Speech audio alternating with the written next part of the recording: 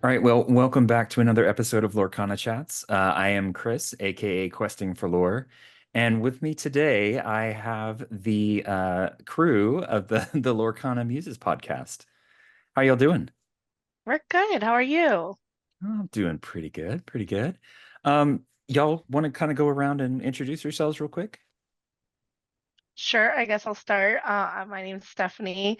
I think the three of us have all been really best friends for quite a while now. Love playing Lorcana, and have been doing it since about November of last year. Nice. I'm Brittnay, and I love Lorcana. I've been best friends with Stephanie for, I want to say 17 years now. Yeah. Been friends with Kimber for as long as we've been teaching together, and I am loving Lorcana and love, doing our podcast and playing in our community and all of that. And I'm Kimber, and I've been playing Lorcana since late set three, early set four, but my husband's been playing since day one and been super excited, and I've loved seeing the art of the cards and now becoming a player. I love it. Love getting to play the game too. Nice, nice. So we talked a little bit before we started recording, but for some of y'all, this is not your first TCG. What other ones have y'all played?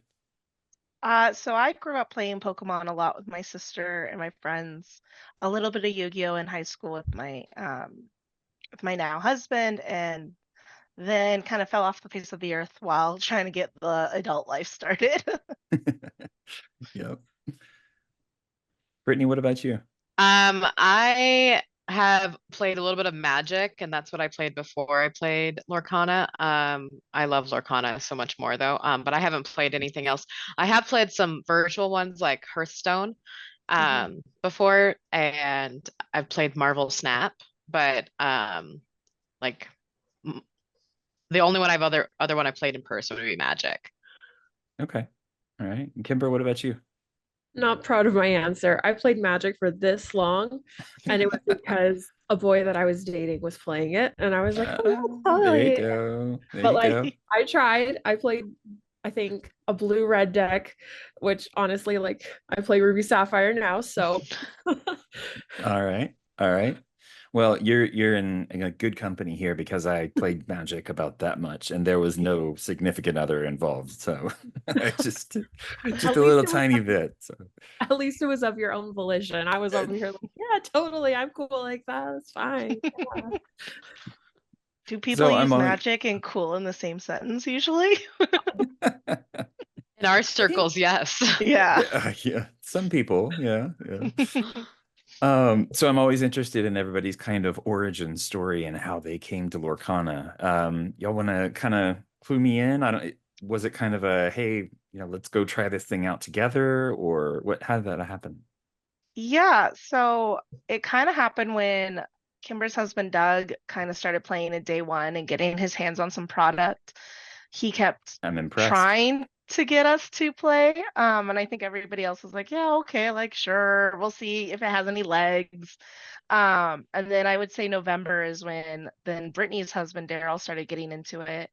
And I was laid up on the couch after surgery, so it was kind of fun for all of us to be like, "Hey, Walmart here has product and Target there has product," and making a game within the game. So Yeah, the after hunt, that, right? yeah, Yep. after that, our group chat kind of took over, and all of us were playing Lorcana. Nice, nice. And Kimber, you said you came in a little bit later. Yeah, so I came in a little bit later for like we had just had a baby summer of 23, and so I was deep in the I'm trying to keep humans alive phase of my life. And so Yep. I felt like I was able to eventually, like, once our little one was like 6, 7 months old, I was able to be like, wait, there's a world out here. Okay. And my Yeah. husband had been playing since day one. So I kind of had a pulse on a little bit of what was going on the whole time. But it's so much more fun getting to actually play it. And Yeah. so I was now, as long as we get a babysitter, I'm there. That's key. That is very important. Yes. Yep. And Stephanie and Brittany, y'all were the two that went to the DLC, right? Yeah. Yep. Nice. And how'd it go? I'm always curious, people's reactions. Was this like the first like large competitive event y'all been to? For me, yes. I know Brittnay went to Dallas Fort Worth, so it Oh, was her okay. second one, but it Okay. was a lot of fun. It was very, very tiring. Um, I think I'm Yeah. still recuperating, but it was very fun. Yeah, no, so Nice. this was my second one for Lorcana. And we'd been to some larger tournaments locally, none Mhm. as large as this. But I'd also so I played as a competitor in Fort Worth and went as an attendee to Vegas. So it was definitely a different experience between the two. I will say I really did miss kind of being a competitor during the Saturday, but I do not miss how long of a day that would have been. Like we were still there the Yes. entire time, but having the grind for 9 rounds was not. I didn't miss that part that much. Also, the chairs in the venue weren't that great, and so I don't know how I would have felt sitting in those chairs all day long for the event, but overall, it was really well run, and I feel like every event is getting better and better. My husband had gone to Chicago as well, and Mhm. so he had that was his third, so he's like they just keep getting better, and so it's impressive to see them grow these events just within the first year, let alone we'll see where they're going forward. Yeah, yeah, definitely. And it's really cool to see Ravensburger really responding to community feedback for him. I know Atlanta, because I made it to Atlanta, but being somebody that hadn't been to a large event like that before, I didn't really know what to expect. And, got there, it was, about what I expected, a giant room full of tons of people playing, playing a card game. Um, but it was a little rough around the edges. You could kind of tell it was their first one, not PPG's first one. But just kind of for that space, I guess. Not space, but you know what I mean. Yeah. um but yeah, seeing pictures of especially the one in Chicago that was like in a ballroom, and some of the nicer things, and having more than like four vendors like within Atlanta. But yeah, and it's really interesting to see these things continuously selling out too. It really bodes well for the future of the game. Mhm. Definitely. And I think the general consensus there too was how much how amazing Vegas was compared to the other DLCs, and like they just kind of keep getting better and better and better.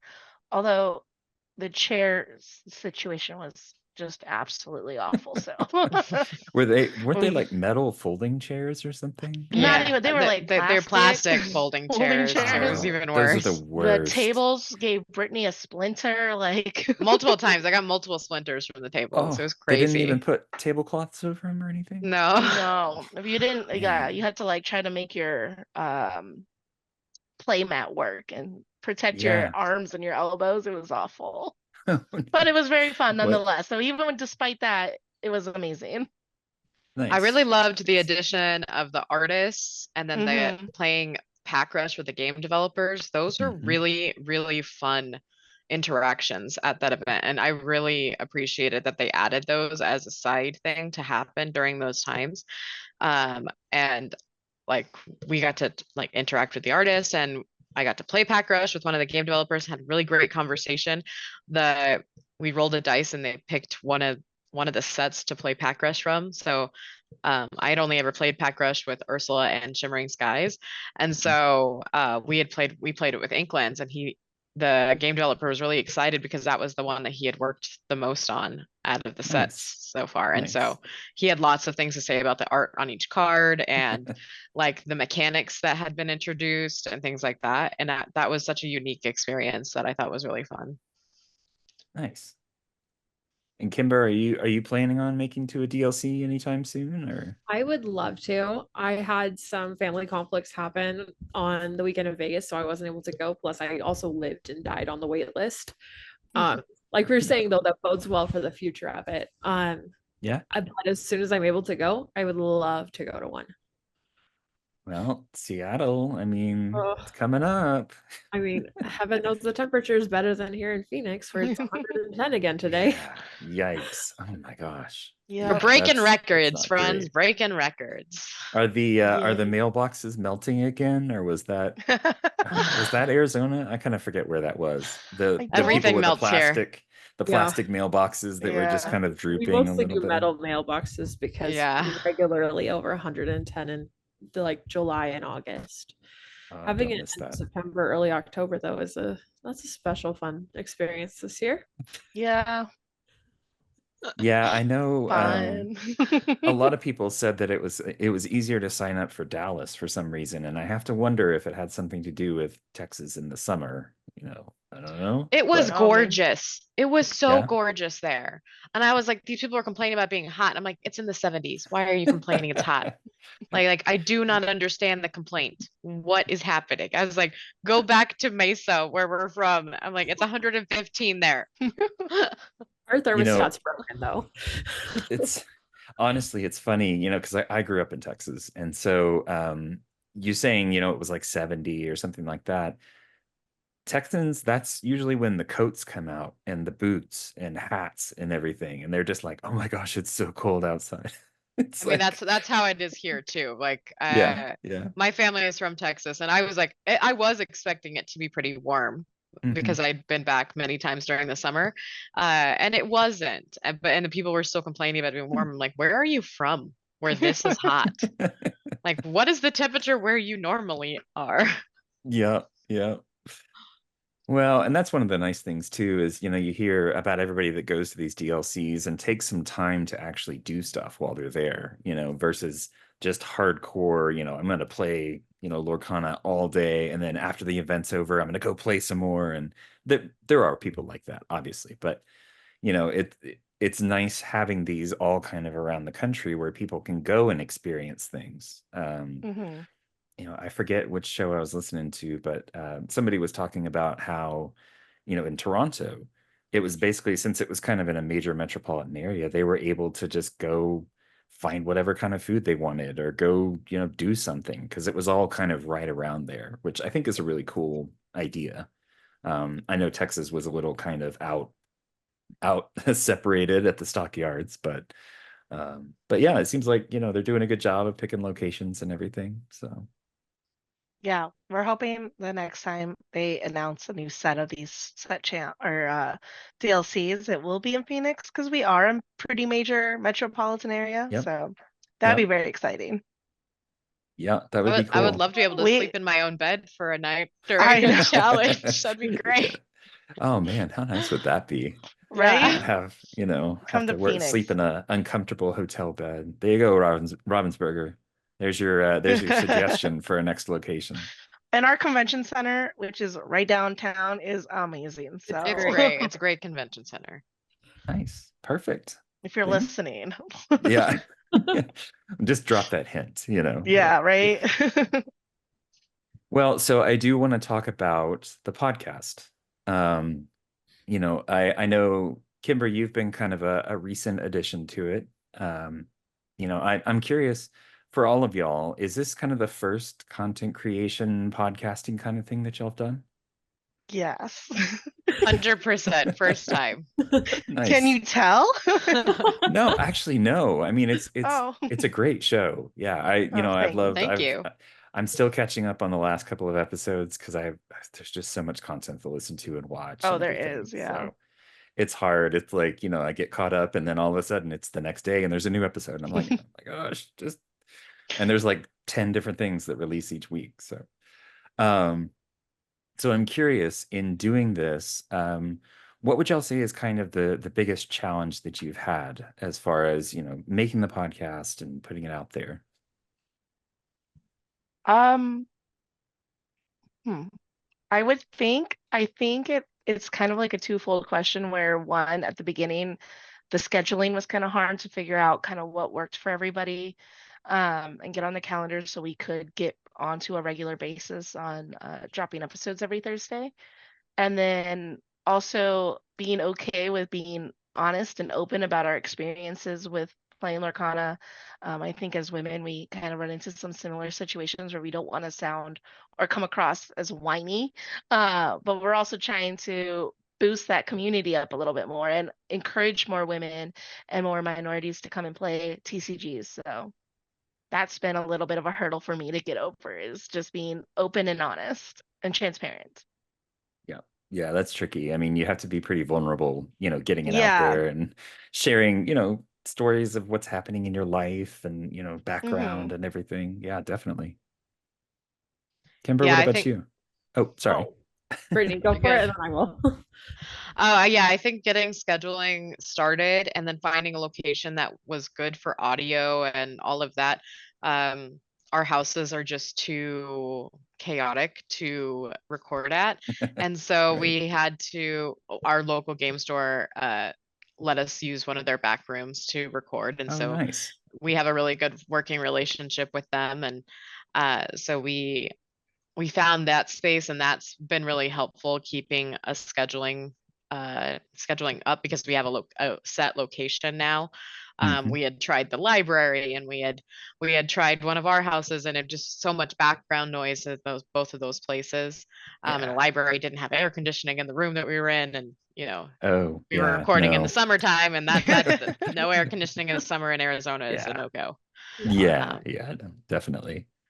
I also just think trying to think of a balance between we want our podcast to be more community focused and more Mhm. um, just more conversational. And so we're not as deep into meta talk, and we're not as deep into like statistics and things like that in general. And so we're trying to find that balance, because there are podcasts that are that is their focus, is to Yep. constantly be talking about the numbers of the game. And while we love the numbers of the game and we do talk about those things intermittently, it's not our focus. Mhm. So trying to find a good balance of being conversational and approachable has been an interesting type of challenge for us. Mhm. Yeah. And I was going to say that scheduling was probably the number one challenge. That Yeah. was one of the reasons why I was a later addition. Um, but something that I've been really happy with that we've all figured out is we have done a really good job, I think, of like all taking different roles. Like I'm in charge of TikTok content creation, and Stephanie Nice. is our expert on X and does our editing, and Brittnay is always reaching out to different people, and we have a championship coming up because of the two of them and all of the like legwork that they've done. And so it's fun to get to do this with friends. Nice. Yeah. That's I will say, I don't think I could come up with two other people that I would want to do this with. So, if you're gonna do content creation, pick your friends because they're amazing and you love to do that with them. So, Yeah. Yeah, no, it's great. And I mean, obviously it's awesome that you guys have such great relationships, outside of the podcast too. It's not like, oh, well, I met him playing a game or playing, at the yeah. local game store and we're just two random people that like to talk about Lorcana. It's like, okay, that can work, but having that foundation of the friendship is always better, honestly. And I think that it makes our podcast better because when we're all talking, you can tell that we're friends Yeah. because we're Yep. laughing at each other, we're having fun together. And I hope that it feels like we're just bringing you in and you're another member of the friend group. Yep. That is the goal. So do y'all like move your equipment every time or how do the logistics work on that? Yeah, so we have like a recording mic and then a little like setup that we use that plugs into my phone. So I just bring that every time. It's not very cumbersome to use. Mhm. And then the background has really nice chairs for us to sit in and a table. We usually stop in and like chit chat with Damien, who's working there, and it's just been a really fun experience. Like we get to kind of get to know that store and then get to know the ins and outs of the people coming in that store. Mhm. And it's our favorite place to play. I would say I'm speaking for the other two, but I would think they would agree that North Valley Games is our very favorite place. It's like Yes, Nice. I our would home agree. away from home. Nice. And I assume there's a pretty decent league going on there. There is, yeah. We have grown that league quite considerably. I think Brittnay started it in the beginning, and there was like what, 8 people there maybe a week? Yeah, if that, like eight was Yeah. like our, ooh, we had 8 people, like exciting big numbers the first few weeks, and then it definitely significantly grew past Did that. I Nice. Is it so? I'm always curious, what kind of things did y'all do to help that grow, or was it just something that kind of grew organically? Well, I think that a lot of us were looking for one that was happening on a Friday night, and so like that, the day of the week was really a big deal. And then we were trying to find one that just kind of had consistency, because a lot of the other leagues around us, while they were not inconsistent, they just didn't always fire, and so we were trying to find one that was kind of in the right location, right timing, and like that would work with our community to build things up. And North Valley Games just checked off all those boxes. They've been really receptive about pricing. They've been receptive about like the timing and the formatting. So like we play 2 game format there because so many people wanted to be ready for more championships Mhm. and things like that. And that was a community decision for us that we built up. And I will just say we also just have built up a Discord for community members like Arizona locals. Mhm. And that has allowed people to know where the games are happening each night. Um, and so like just that story itself, I think we've also just made it to where new players are feeling welcome there as well. And so we try to, bring singles for people to trade, and we try to make sure that they are understanding the game and not feeling overwhelmed. And I think even our Mhm. more competitive players, which we have a grand number of competitive players that we play with weekly, I think that they are understanding and really want to help build up new players so that we can continue for this game to grow. Nice.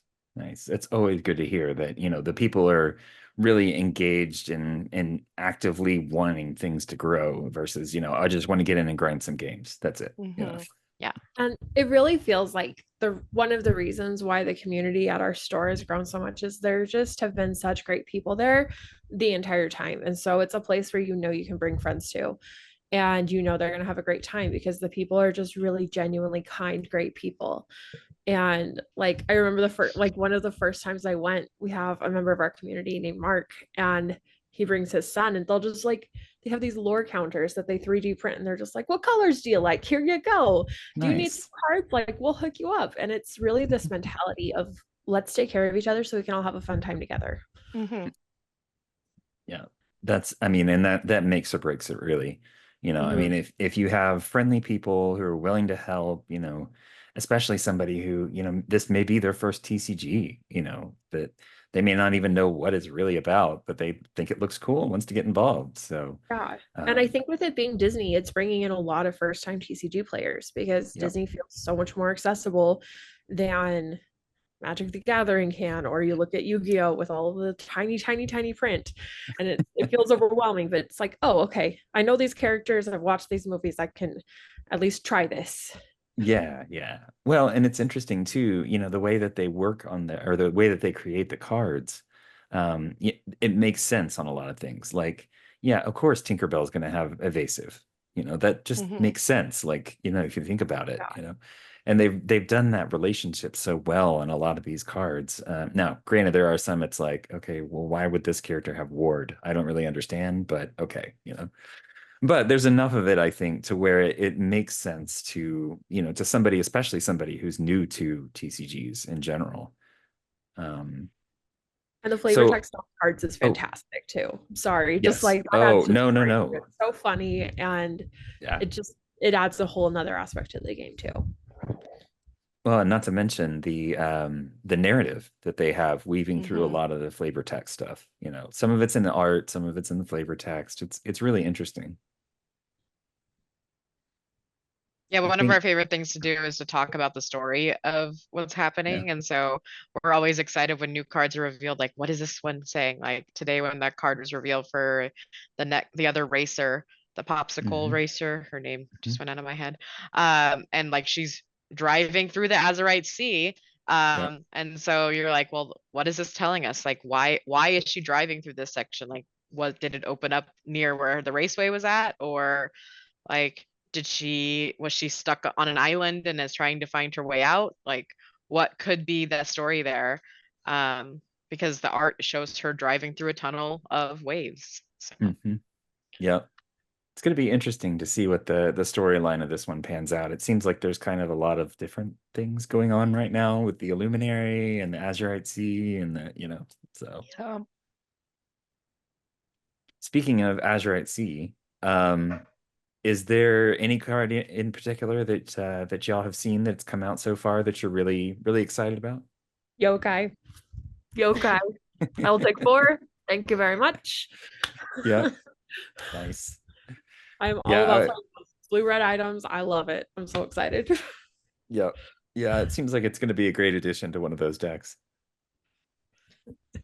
I'm really excited about I'm playing an Amber Ruby deck right now, and it's location based, so I'm kind of excited to see maybe if they have some pirate location synergy to go on a little bit more, because I think the pirate ideas are great, and so I'm excited for that. Specifically, the Tigger pirate card I think looks so cool. I love Tigger, and the art on that card is fantastic. Yep. I'm very excited. I love Stitch is my favorite Disney character, I think. Actually, I don't think. I know, so I'm very excited to see him more. I think it's really cool that we're going to see the space station in the sea, and then that's an actual location itself, so I'm very excited. Give me all the Stitch things. Yeah. I'm Well, gonna you've make got just lots a to choose Stitch deck. from. Yeah, I mean, seriously. Seems like every set he gets at least, 4 or 5 cards. And that's just him, not, everybody else in the movie too. Yeah, no, it's super cool. I think a card that I'm excited for the most that hasn't been announced yet is the Sapphire Hey Hey that is inevitably coming. Yep, yep. I It's want to see the it. last color, right?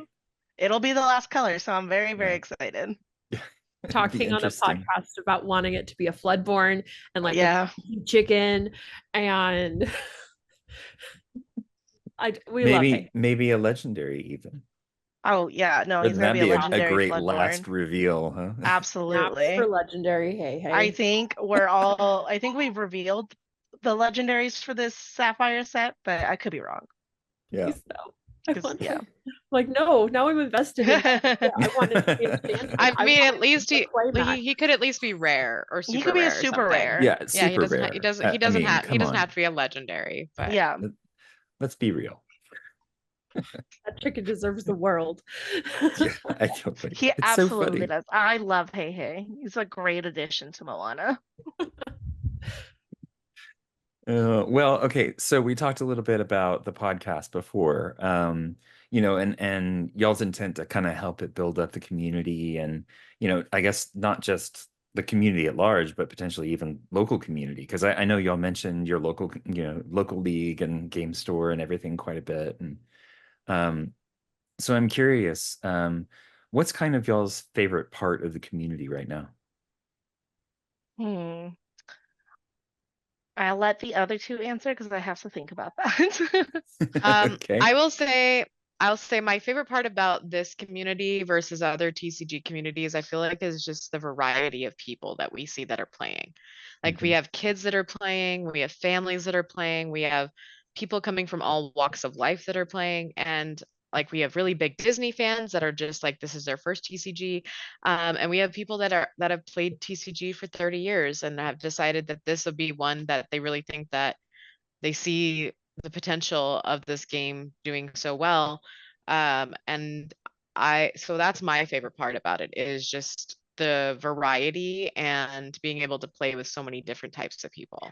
I think kind of bouncing off that is also my favorite part is the kid aspect of it. This is a TCG that I am actually able to play with my two daughters, specifically the older one.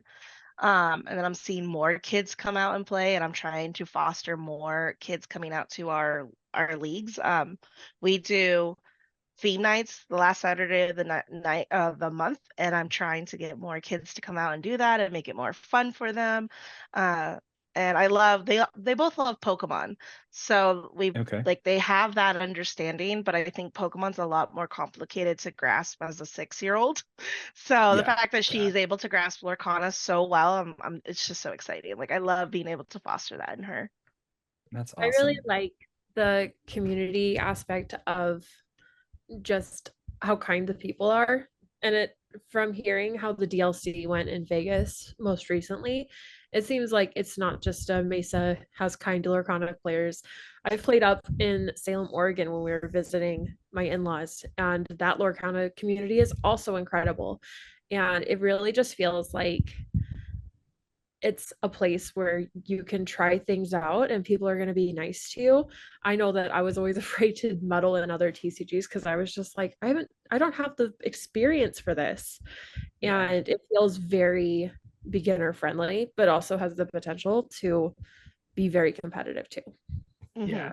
I think they've done a really good job of designing a game that's really accessible, but also is, really like highly competitive. It's not just Yeah. something that's like, oh, you kind of mess around with it for a little bit, and then once it gets to a certain point, it's like, okay, it's not really that fun anymore. But yeah, Yeah. playing those highly competitive matches, I mean, it's amazing what some of those players can do. The people that win these golden Mickeys, you go back or you watch the streams and the live games um and it's crazy how quickly they can adapt. Just one deck, they put in a couple of cards because they know that there's certain decks in the meta that are going to probably pop up. But other than that, to be able to like completely change the strategy in the Hmm. middle of the match, or it's crazy to me. I don't, I don't. As you can tell, I'm not really a competitive player. Obviously, I tried I'm not. in Atlanta. It did not go well. But yeah, I'm definitely much more casual. So that kind of stuff really impresses me. Me too. And I'm definitely more trying to be more competitive, but we'll see. Brittney's husband, Daryl, he says it a lot, which is this game is easy to learn, but hard to master. And I think that kind of summarizes Lorcana in such a wonderful way. Because it really is, it's so accessible and so easy to learn. But then when I'm looking at, Zan with the whole thing, I mean, at Vegas, and I'm like, where did that play even come from? I would not have yeah, thought of yeah, that. yeah, yeah. Yeah, it's pretty crazy. But I'm glad there are players out there like that because it's fun to watch. It's fun to learn from Absolutely. them, even if it's Yeah. not like direct coaching or anything, just to be able to say, oh, I never thought about that combo, or playing it that specific way. Like Hmm. sometimes, doing damage to your own character for something instead of one of the opponent's characters can trigger something else, and some counterintuitive things like that a little bit. And watching those competitive players pull off those combos that you wouldn't expect, like buffing your characters and then world's greatest criminal mind and they're gone. It's like, wait, what? You made my Yep. guy strong to destroy him. Um, just seeing those things, you can just appreciate it. It's not a game where if you're losing, you're kind of just like, well, this is awful. I hate everything. Like you can watch and appreciate what the other person is doing so easily. And there's so much humor in it because like if someone buffs up their Piglet Pooh Pirate Captain and then has him beat Maui, like I'm sorry, that's hilarious. Like there's so much joy to be found. Yeah, I think the Disney element really helps with that kind of thing too, because you're playing with silly little characters and stuff. It's not like, evil overlords or anything like that, like you would get in Magic. It helps you remember it's a game.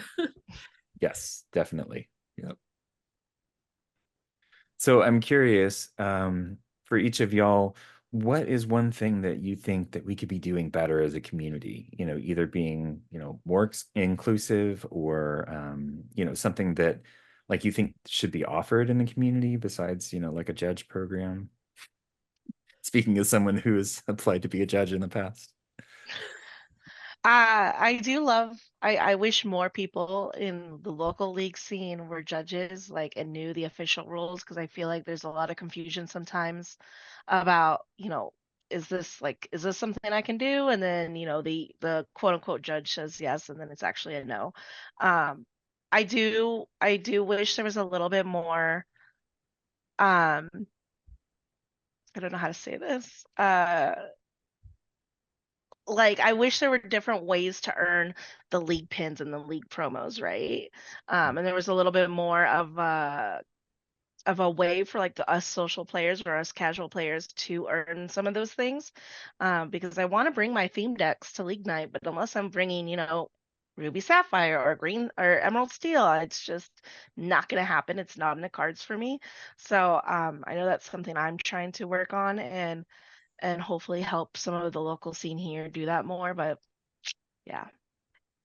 Something our store has started doing because of a big reason is because of Brittnay and Stephanie is I love theme nights. I love theme nights and I would love for there to be like more incentive for stores to have more theme nights because we Yeah. had a street rat night where it was only commons and uncommons and that was so much fun. Yeah. And we're having I think our next theme night is that you can only have characters and items and locations from 2 different movies. Yeah. So I Double feature night. Yeah, there you go. Ooh. Yeah. Which Yeah, is no. way more tricky than it sounds, honestly. It To really Oh, is. actually come up with something cohesive. That theme night is Saturday and it's Wednesday and I am struggling. And we're the ones who planned it, so we've known about it the Oh, longest. oh no. No, but I think it's so much fun because when you force people to play those theme night decks, you look at so many different cards that we don't get to see very often, and it's just we have such a great time doing it. Everybody's laughing, last theme night somebody brought an all puppies deck and we were like, no, the puppies. Like the full puppies deck? Like the full, I think he was full playing. puppies. I don't Oh know my if he gosh. had 99, but he definitely had a lot. He had a lot. I don't think it was 99, but it was quite a lot. But it was a lot, and it like beat a lot of people. So everybody was like, "Oh no, the puppies!" That's awesome. I think That's it was great. before, like it destroyed us. And he's like, I remember I was playing against him. He deals out 7 cards, doesn't look at him. He's like, I think I'm gonna mulligan 7. And he gets 7 more. I'm just Whoops. like, Yeah. And they're Yeah, still all It's so puppies. fun. It's Yeah. so Yeah. fun. That's awesome. Yeah, our local league is starting to do stuff like that. Normally it's just been the straight up, hey, come bring your decks and play kind of thing. But Mhm. we're hoping that it's going to bring in some more folks, just to kind of vary things up a little bit too, rather than playing with the same people. We're about 12 people or so. But it's It's always not been the bad. same group, right? There's not a whole lot of rotation or anything like that. So it would be nice to have some variety introduced, but we'll see. No. Oh, well, that's cool. So I'm trying to think. Are y'all involved or members or whatever, I don't know the correct terminology for in the Love to Lore group? Yes, we are. Okay. Did y'all participate in the championship thing that they had a little while back? I no. I signed up for it and then, I have kids and they got sick and so it did not happen. But I love that they do that. I think that's so amazing. I would love to do one and hopefully my kids won't be sick the next time.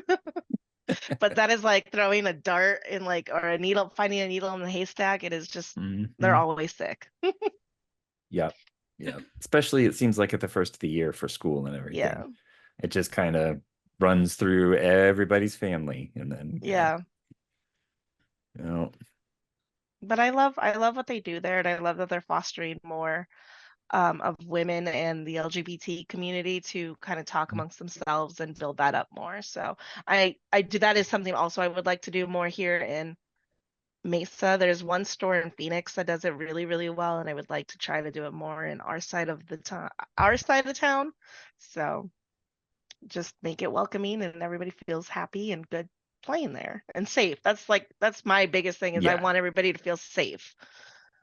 So Yeah, and like they can be that's themselves. huge. Yeah. Yeah.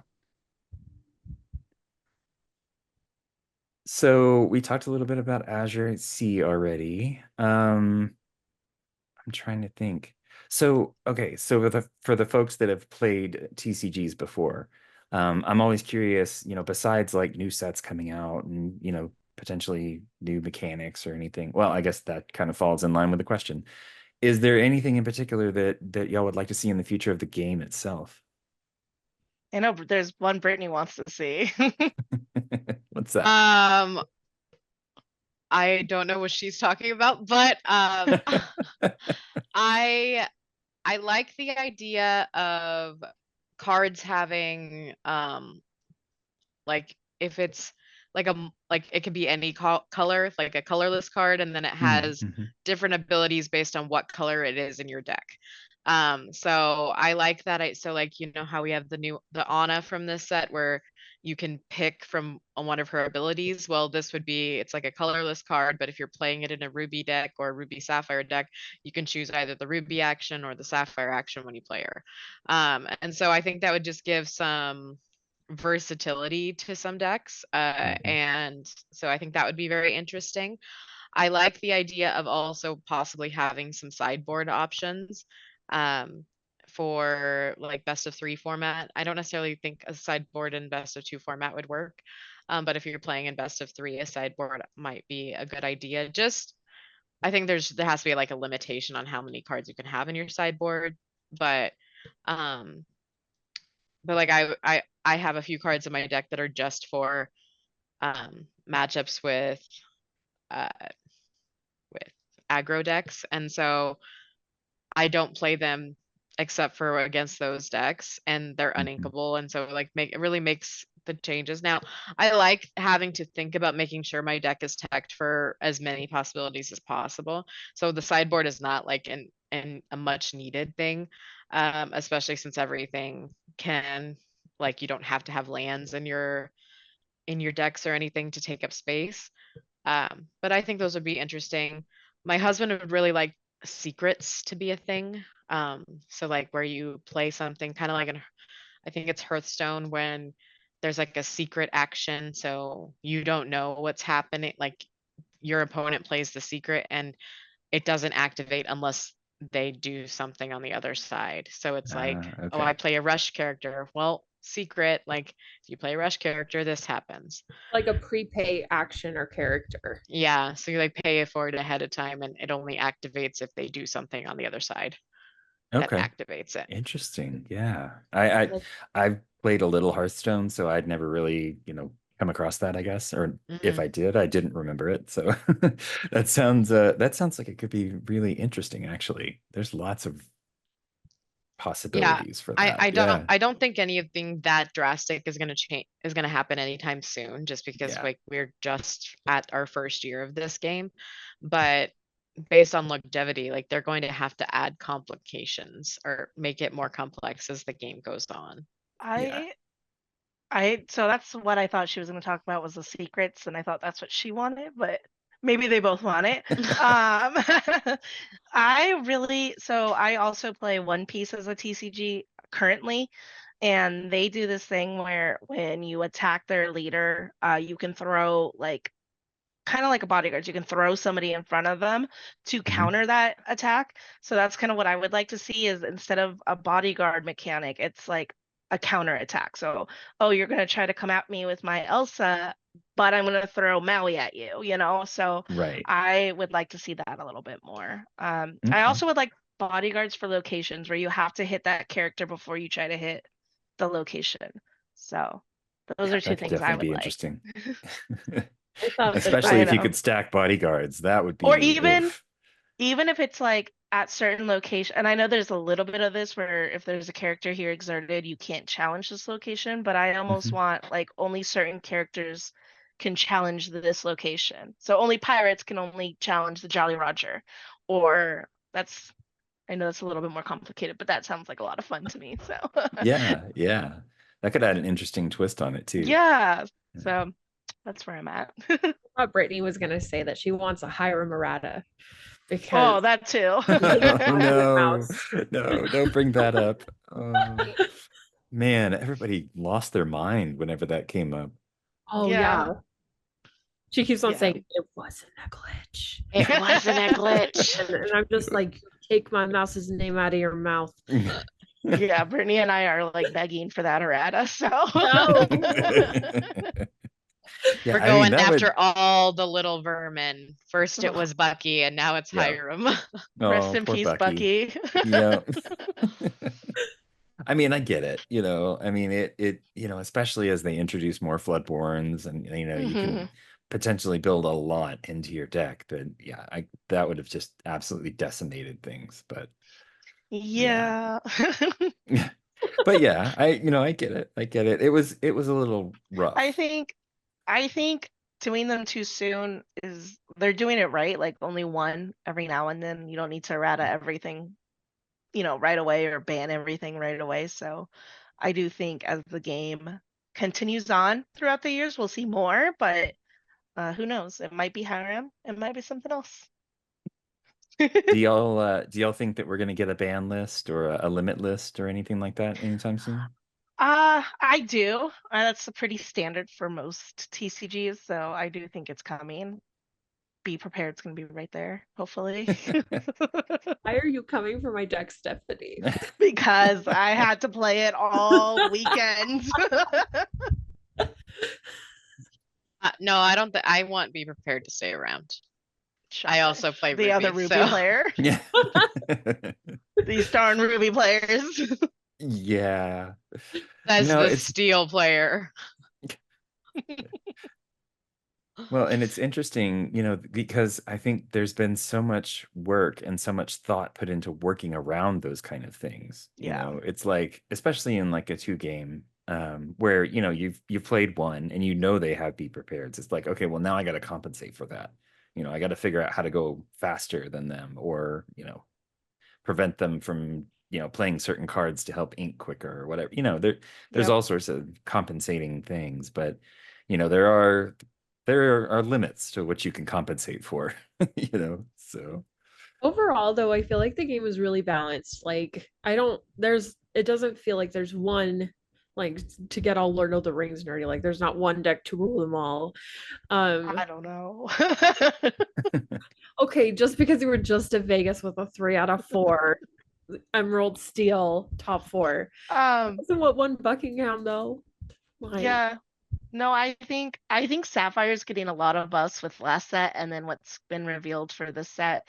So I'm excited to see what else is, because Sapphire has been the most revealed color so far. I hope that Steel and Ruby and Emerald and Amber and Amethyst have more. So we'll see. yeah, we've still got a little time, and I'm We sure they'll do. go at the end with the big card dump just like Yeah. usual, but it'll be interesting to see what the set turns out like. There's definitely some interesting things that are coming out, as far as like tweaks to certain mechanics and Mhm. things, using things different ways, and yeah. So it'll be cool. yeah. So I do want to ask real quick, as content creators, if there is one thing that you would recommend to someone that might be looking to get started doing their own podcast or YouTube channel or anything like that, for each of y'all, what would be your recommendation? To not take yourself too seriously and have fun. I think that's super important. This is a game at the end, so you should have fun with what you're doing and love what you're doing. I would say that you just need to be yourself. Like, you need to put yourself into whatever it is. Like, there are lots of content creators that do the same thing, and so you have to have your take on it and have your own voice with whatever you're putting out there. Yeah. I think it's really cool to get to look around at what other creators are doing and to kind of, I don't know, I feel like every content creator, like, we hear and we listen and we look at what other people are doing and we're like, oh, that's really, really cool. And like a little piece of that kind of like becomes the amalgamation of every content creator. I don't know if that makes sense. It's like we're all different colors of Play-Doh in a preschool room. It all gets smushed together, but it's all Yeah, different. yeah. Yeah, I mean, and it's really cool to see the variety, like we were talking about earlier, there's some people that, they do the hardcore deck analysis and, play testing and all that. And then there's, stuff more on the side of what we do, it's a little more social, it's a little more casual. But it's still, it's because we all love the game, right? We still all have that motivation. And there's value in all of it, and there's fun in all of it. So, Yep. Yep. Being able to pick and choose is nice because sometimes you want to hear about in-depth deck review stuff, and sometimes you just want to listen to a silly podcast about snacks and They're great. They crack me up. oh my gosh. That their corn episode, I was crying laughing. Yeah. Yeah, they were actually, I think, my second guests on the show. And I love their show. It's in case anybody listening is not familiar, it's Lorcana. Definitely go check them out. They're awesome. They're hilarious, and it's very casual, very funny. And they're both theater people, and so it's very much like they do voices, they do little scenes, and it's great. It's so much fun, and and I love the vibe of y'all's podcast. It definitely comes across that y'all want it to be, just kind of the hanging out, talking, friends around a table kind of thing. Talking about what's going on in life, what spicy decks that you've been putting together, all that kind of stuff. It's cool. And I appreciate y'all, making the content that you do. I know it's not always easy to keep up with, especially a weekly schedule. Especially with three people, it's with just myself, it's a little bit easier, but coordinating things and kids and work and all that stuff, it's a lot. And so just saying, I appreciate y'all and I appreciate the work that you put into the podcast. Thank I you. will. Thank you. And I will say, I feel like it's almost a little easier with three people than it is by yourself because they motivate me to go every Tuesday and record. Because there are Yep. definitely weeks where, I'm like, ugh, I don't wanna have to, get dressed and drive my way. And then I'm like, but I get to see my girls and we have dinner afterwards and we make it a whole evening and it's wonderful. So Nice. That's yeah. awesome. Yeah. All right. Well, thank y'all so much for spending some time with me tonight talking. I really enjoyed it. I'm going to end with the same three questions that I ask everybody. So for each of you, so favorite ink and card right now. Oh, I will always say steel is my favorite ink. There's it's never not gonna be. And then my favorite card right now is the Kristoff, the one, hold on, the new one. Let me look. Oh yeah. Kristoff Yeah. Reindeer Keeper. Yeah, when he's got There the you go. lights Yeah. everywhere. Mhm. I think that's a beautiful card. It's my favorite. Kristoff is one of my favorite like Disney princess. Um, so yeah. Nice. Brittnay, how about you? I will probably say my favorite color is ruby. I'm shocked. I know. I've played it with Emerald. I've played it with Amber right now. I really like the level of control it gets. I like all the rush characters that are in there. And speaking of rush characters, my favorite card right now is Super Goof.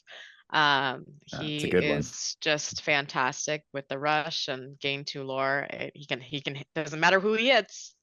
Like even if he perishes on entry, he still gets the 2 lore. So he's Yep. a great closer in a lot of my games. So I really like and the art on that card is just so fantastic. Both the regular version and the enchanted version, top-notch art. Yep. I would say that ruby is also my favorite ink color. I used to Again, think it was shocked. sapphire. I used to think it was sapphire, but then I was trying sapphire with other colors and I was like, wait, I missed my ruby cards, and I tried ruby with other colors. So I was like, oh no, I'm that girl. Ah. And then I think my favorite card is the steel Ariel Sonic Singer. I Mm-hmm. I love that card. That card like tempts me back to Steel Song every now and then because I'm just like, I just want to be able to pay 2 and then just like throw 3 damage wherever I want. Yes, come back to Steel Song. No, Hey, man, don't. it's really making a resurgence right now. So It yeah. is. I love it. But Awesome. Okay, next question. Favorite Disney movie and why? just one? Oh, yeah, it's Most recent one that Yeah. you know, yeah. Die Hard, my favorite Disney movie is a Goofy movie. It's my Nice. favorite. I listened to it, I think, on repeat growing up. And even now, watching it, like that movie aged so well and it's so great, and I cannot get enough of it. So, Nice. Goofy movie in Now, Lorcana win. yeah, I know, right? Now, were you a fan of it when you were younger and still a fan of it now? Absolutely, yeah. Okay, Yeah. so did you identify more with his son early and with him now, Yes. or We were okay? talking about that in Vegas, how like I loved Max's point of view as a kid, and now Mhm. I'm like, Max, just spend time with your dad, please.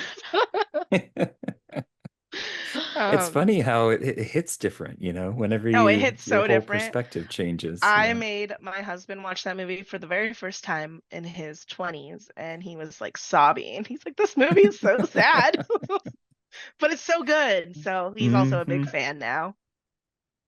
And the Cool, sequel's great cool. too, so. Yeah, yeah. I actually haven't seen the sequel, so Oh, I have to check that one out. it's really good. really Nice. good. I will say my favorite has to be Beauty and the Beast. It has been since I was a kid, and Belle's my favorite princess. I love that she's a princess that reads and all of that. So, and then my husband really loves Gaston as he's walking in the background right there. Nice. And so he really loves Gaston. He calls him the hero of the story, but even though The he's wrong by hero that. of the story. Yeah. And but yeah, so I would say Beauty and the Beast because Belle is a reading princess and I love me some books. I apologize, my dogs are hyper. So, do you have any thoughts on the remake? I have thoughts. Um, there are This is a parts of family-friendly show. Just let me yes, just say that. there are parts of it that I thought were so beautiful. I love the stage production of Beauty and the Beast, and Mhm. so Beast's song is one of my absolute favorite songs. That is his alone. And I thought that that was a wonderful addition to the movie. There are so many things about Belle's character that I was disappointed in the remake, and had nothing to do with her voice because I do think that they did a generally good job of refining her voice. I think it Mhm. actually probably overtuned her voice within everything. Um, but I will just say I think her dress is the most disappointing thing. Like the Mhm. yellow dress scene, they could have made it so grand and it just felt very understated and underwhelming. Mhm. And I'm not normally someone that's like super into fashion or anything, but I was just like that is like one of my like my biggest wants is to one day wear that ball gown. And I was like, oh, now that I'm going to see it in a real person, and then it was not the ball gown. It was not it. Wah, So wah. yeah. Yeah. Yeah, I Uh, could see that. Yeah, it was definitely different. Yeah. Yeah. Mhm. All right, Kimber, what about you? I love Encanto. I love Encanto, and I I don't know that there will ever be a day where I watch that movie and I don't cry. Um, when Yep. my 5-year-old hyperfixated on it, it was a very sad couple months, but also a very happy couple months. I love the music. I love the characters. I love that it's something that so many people have related to on a really kind of a deep level. And I think it started really important conversations for people and helped people to feel seen in really important ways. At least it did for me. Um, I always joke that I like that movie because I like to be hurt because I'm just like, it's so good. I I love it. mean, the doorknob at the end every time. oh, yeah. Oh my Yeah. gosh. Yeah. I was telling Brittnay and Stephanie the other day, like the whole moment where the community comes to help them because they Mhm. love them as people, not because of the powers and gifts that they have. And they're just Yeah. like, no, we're still here for you. Like, we still love and care about you as people. And that just like, oh, like right in the feels every time. Yep. Yep. Yeah, and the music, I mean, getting Lin-Manuel to come in and do the music and everything, they couldn't have picked a better person for the movie. Yeah, it felt so perfect altogether. Yeah, I'm right there with you in case you can't tell. That's one of my favorites too. Good one. My older son actually was hyper fixated on it when it first came out. I mean, I swear we probably watched it at least 20 times together. And I'll still sit down and watch it. You know, it's not like one of those things where I'm like, oh God, not again. But like there are some movies where it's just like, please no, please no, please no. But that one, I'm just like, can we watch that one? Can we do that? Like, have we seen it 30 times? Sure.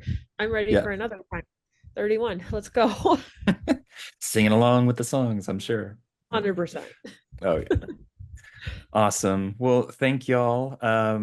Go ahead and tell folks where they can find the podcast and find each of y'all if you want to say, individually. Yeah, so you can find us on Twitter at the Lorcana Muses Pod and on Instagram and TikTok as the Lorcana Muses. Awesome. And then you can also email us at LorcanaMuses@gmail.com.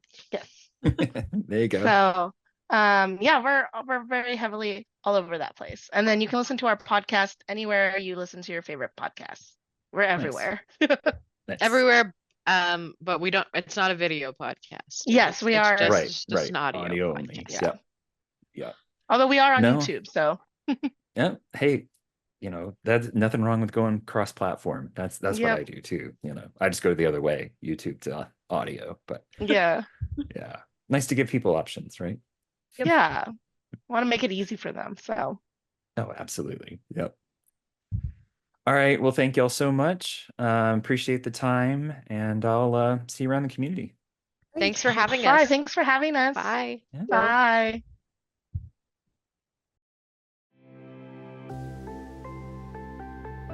Thanks for joining us on today's episode. If you liked what you heard, make sure to subscribe and rate or like us on your platform of choice. If you'd like to reach out to the show, you can email us at LorcanaChats@gmail.com.